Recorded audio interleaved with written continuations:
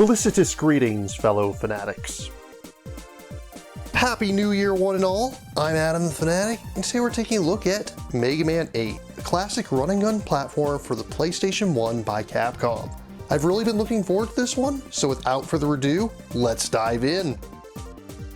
First released in December of 1996, Rockman 8 Metal Heroes was the first Mega Man game made with the Sony PlayStation in mind, although it was also released for the Sega Saturn. It made its way here to American shores in February of the following year, and as is par for the course, we drop the subtitle and simply refer to it as Mega Man 8. Right off the bat, can we just talk about how beautiful this game looks in motion? Over 25 years later, and the sprite animations still look absolutely amazing.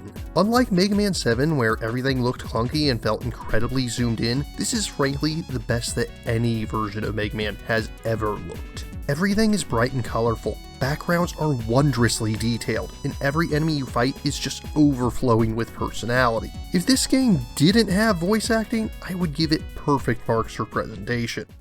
Hey, Zaz! Why must I fight you? We are not enemies! Shut up!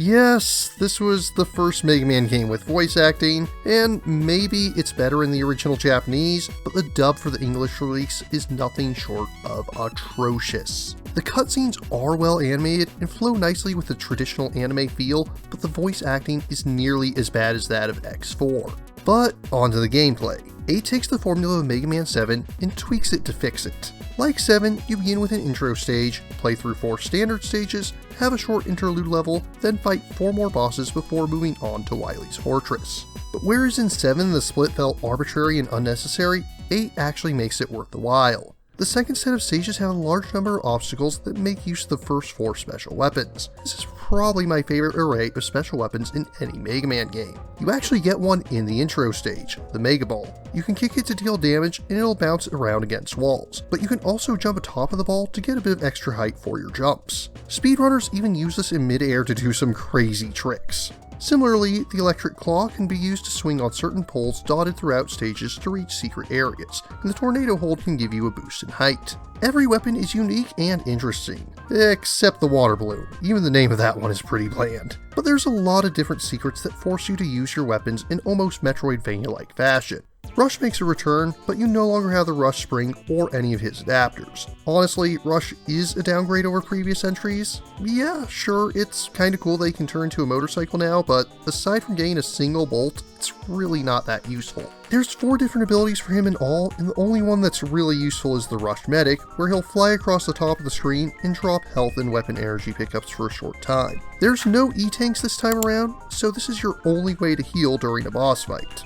So what about those bolts I mentioned? This time around, enemies do not drop bolts. Rather, each bolt is a unique hidden pickup that's placed throughout the game. There's 40 of them in all, and you'll have to scour high and low to find them all, using all of your special weapons. Except the water balloon. It's still pretty useless.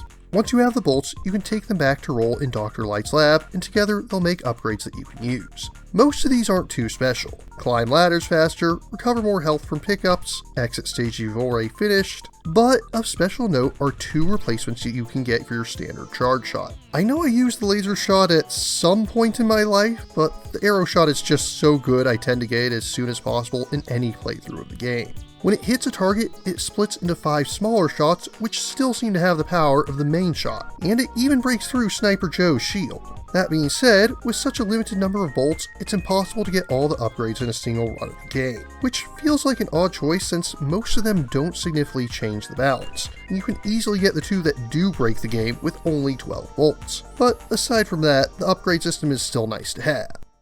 While on the subject of gameplay, I should briefly mention the snowboarding and shmup sections. The snowboarding sections are pretty standard auto-scrolling fare, where you'll have to put up with this annoying voice telling you to Jump, jump, slide. The voice is pretty grating. Luckily, the patterns aren't too hard to learn, but they do require a degree of memorization to succeed at them. As for the shmup sections, you'll climb atop of Rush and he'll transform into jet mode. You'll have access to your Buster and all of your special weapons, but you also gain supporting fire from Rush, Auto, Beat, and Eddie. These segments are both pretty easy, so the change in playstyle doesn't feel too jarring, although I do wish they did a bit more with them. And finally, onto the story.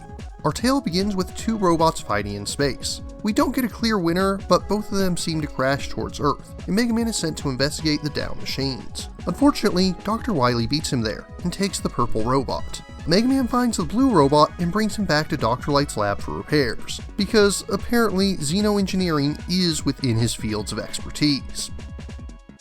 And now we come to the part of the review where I'll be discussing the plot. Yes, I'm putting a spoiler warning in for a classic series Mega Man game. If you wish to avoid spoilers, please jump ahead to the time coordinates indicated on screen. Initiate temporal distortion now. Still with me? Then don't say I didn't warn you. It's certainly not a long story, but the basic idea is that Dr. Wily has used the evil energy from the purple robot to create a new series of robot masters. Meanwhile, the blue robot, known as Duo, has been tasked with destroying this evil energy. Who sent him or where he came from is never specifically addressed, but it's clear both him and his foe are extraterrestrial in nature. Between this and the 5th Game Boy title, it's clear that aliens are a thing in the series, but we never really expand upon this further. However, the evil energy will be important to the series going forward.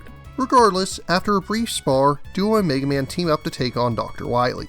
Base uses the evil energy to fight against Mega Man, but that aside, it's a pretty typical Mega Man story. Nothing deep or confounding going on here, just stop Dr. Wily from taking over the world. Again. Welcome back, Chrononauts. You're just in time to join us for the conclusion. All in all, Mega Man 8 is everything I want from a classic Mega Man game. It looks great, combat is fluid, special weapons are fun and varied, and it gives me a reason to explore every nook and cranny of a stage without hidden items feeling obtuse or arbitrary. The robot master designs are my favorite in the entire series, and every stage is memorable. The story is still very basic, but if you've made it this far into the classic series, were you really expecting anything different? The only major complaint I have about the game is the horrendous English dub.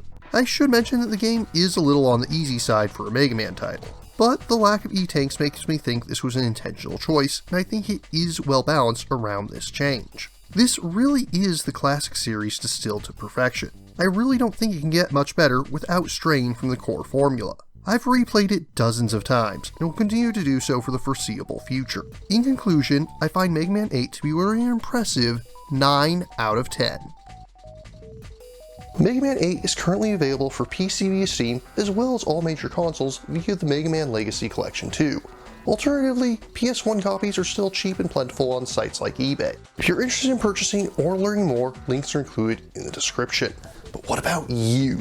What do you think of Mega Man 8? What's your favorite title in the classic series? If you have any questions, remarks, or opposing points of view, leave them in the comments down below. And don't forget to like, share, subscribe, and ring that bell. And if you really enjoy my work, please consider funding my channel on Patreon. Until next time, farewell, fellow fanatics.